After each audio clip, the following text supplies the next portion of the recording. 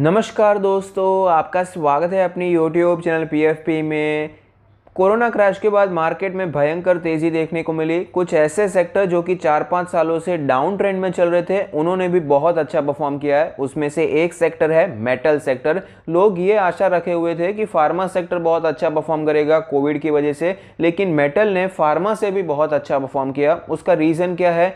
Demand आपको बढ़ती हुई नजर आई, लिक्विडिटी इतनी ज़्यादा थी, इंफ्रास्ट्रक्चर में पुश देखने को मिला, डिमांड बढ़ गई, तो स्टील प्राइसेस स्काई रॉकेट होते हुए नजर आए थे, तो जिसके कारण कंपनीज के मार्जिन पर इंपैक्ट देखने को मिला। मार्जिन आपको बहुत अच्छे होते हुए नजर आए, तो शेयर प्राइस भी आपको डबल ट्रिपल 4 गुना हो यहाँ पर होते हुए नजर आए हैं। लेकिन फिलहाल सिचुएशन बदलती हुई नजर आती है। जो मेन फैक्टर था स्टील के प्राइसेस, मेटल के प्राइसेस इतने ज़्यादा जो भाग चुके थे, वो वापस हमें कूल ऑफ होते हुए नजर आते हैं, तो कंपनीज के मार्जिन पर इंपैक्ट देखने को मिल रहा है और एक्सपेक्टेड है ये जो कूल ऑफ है वो कंटिन्यू रहेगा। कमोडिटी के प्राइस में और भी गिरावट हमें देखने को मिल सकती है, ये एक्सपेक्ट किया जा रहा है। तो कंपनीज के मार्जिन पर फिर से इंपैक्ट देखने को मिलेगा, मार्जिन कम हो जाएंगे, कंपनी की प्रॉफिटेबिलिटी हमें डाउन जाती हुई नजर आ सकती है। इसी के कारण पिछले कुछ महीनों से ऑलरेडी मेटल सेक्टर हमें अंडर परफॉर्म करता हुआ नजर आता है, लेकिन एक्सपेक्टेशन है कि और भी ज्यादा गिरावट यहां पर हमें दिखाई पड़ सकती है। तो ऐसी सिचुएशन में एग्जिट प्लान तैयार रखना बहुत ही ज़्यादा ज़रूरी हो जाता है। तो आज हम पर्टिकुलरली टाटा स्टील के बारे में बात करने वाले हैं।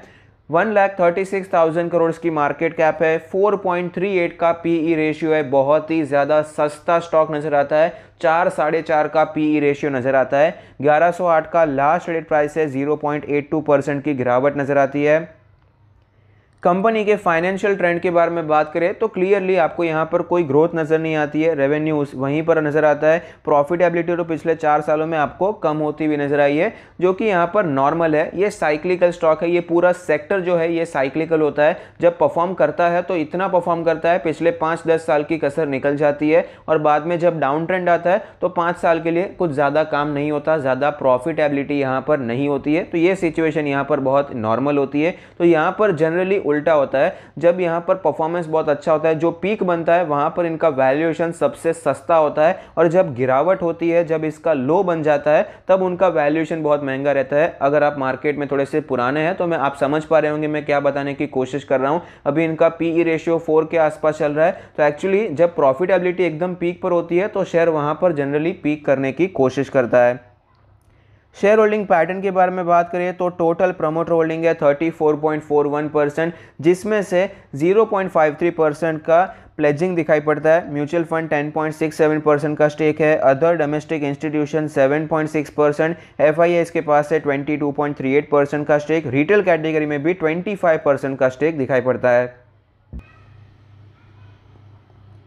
स्टॉक के चार्ट पर हमें क्लियरली पता चलता है कि स्टॉक में 1500 के लेवल से गिरावट देखने को मिली और फिलहाल ये स्टॉक हमें 1100 पर ट्रेड करता हुआ नजर आता है। 25-30% की गिरावट दिखाई पड़ती है। स्टॉक में वीकनेस है, उसमें कोई डाउट नहीं है। फिलहाल ये स्टॉक अपने सारे मूविंग एवरेज के नीचे है और पिछले 5-6 दिनों से उसके नीचे आपको सस्टेन होता हुआ भी नजर आता है। ये जो 200 डेज की मूविंग एवरेज की लाइन है, इसके नीचे ही स्टॉक सस्टेन करने की कोशिश कर रहा है। डेली आरएसआई बहुत ज़्यादा वीक चल रही है, तकरीबन 1 महीने से 40 के नीचे ही चल रही है, जो कि वीकनेस को दर्शाता है।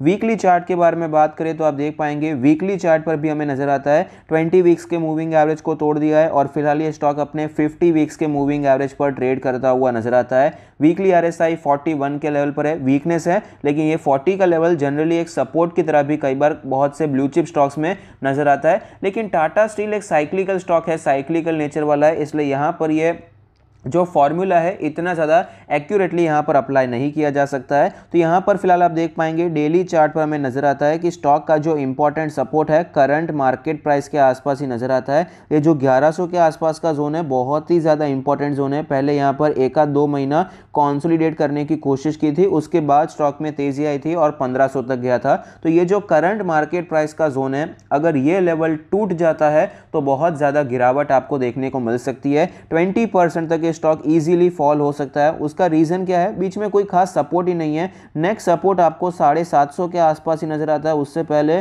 कोई खास सपोर्ट ही नजर नहीं आता जहां पर स्टॉक ने कुछ ट्रेडिंग किया हो, वहां पर कुछ कंसोलिडेट किया हो। ये नेक्स्ट लेवल आपको 780 के आसपास नजर आता है, जो कि तकरीबन 20% नीचे है। तो यहां पर क्या करना चाहिए?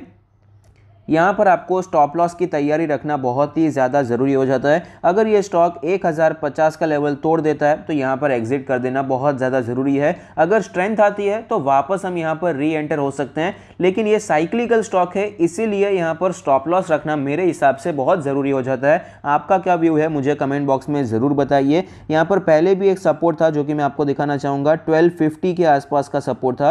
आप देख पाएंगे यहाँ पर पहले तो रेजिस्टेंस लिया, फिर ब्रेकआउट देखने को मिला, फिर यहाँ पर सपोर्ट लिया, 2-3 महीने यहाँ पर भी कंसोलिडेट किया, ये लेवल भी टूट गया था। ये हमारा पहला साइन था कि स्टॉक में वीकनेस हो गई है। अब यहाँ पर 1100 के आसपास का ये जो करंट मार्केट प्राइस का जोन है ये काफ़ी इंपॉर्टेंट है, ये मेक और ब्रेक लेवल है। अगर ये लेवल टूटता है ये तेज़ी हमें इनवैलिड होती हुई नजर आएगी और 750-800 के लेवल्स हमें इजीली नजर आ सकते हैं। तो यहाँ पर आपको सिस्टम में स्टॉप लॉस रखने की ज़रूरत नहीं है। आप जो ऑर्डर्स में स्टॉप लॉस रखते हैं उतना ज़्यादा यहाँ पर करने की ज़रूरत नहीं है। आप मैन्युअली देखिए, अगर आपको लगता है कि यहाँ पर ये क्लोज हो चुका है, ये इसके नीचे आ चुका है, सस्टेन होता हुआ नजर आता है 1050 के नीचे, तो आप यहाँ पर बेच सकते हैं। हम ट्रेडिंग नहीं कर रहे हैं कि हमें यहाँ पर बहुत ही ज़्यादा स्ट्रिक्ट स्टॉप लॉस रखना पड़ेगा, सिस्टम में स्टॉप लॉस रखना पड़ेगा। यहाँ पर आप इन्वेस्टमेंट आपने जो किया होगा उस पर आप यहाँ पर स्टॉप लॉस रखने के बारे में सोच सकते हैं।